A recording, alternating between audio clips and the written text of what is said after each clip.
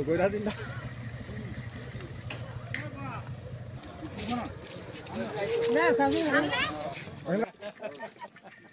আমি তালৈকে যাওঁ প্ৰথমতে গৈ আহোঁ ন বেমাৰ হৈ আছিলে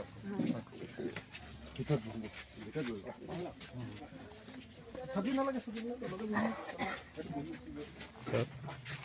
দেউতা বয়স কিমান হ'লগৈ আমাৰ 87 বছৰ 87 ন 87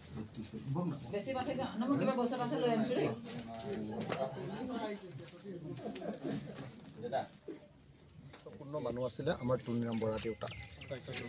তো তেখেতে এখন হাতেৰে যেনেকৈ পদযাত্ৰাত আমাৰ তালৈ গৈছিলে এখন হাতেৰে আকৌ চাইকেল চলাই গোটেই অসমো ভ্ৰমণ কৰিছিল গতিকে তেনেকুৱা ধৰণৰ এজন অত্যন্ত সংগ্ৰামী মানুহৰ শ্ৰাদ্ধ আদ্য শ্ৰাদ্ধ ৰাজহুৱা আদ্য শ্ৰাদ্ধ আমি অহা 29 তাৰিখৰ দিনা বুধবাৰে ৰাজহুৱাকৈ আমি সৰুসুৰীয়া গাঁৱত পাতিবলৈ ঠিক কৰিছোঁ টেঙানীৰ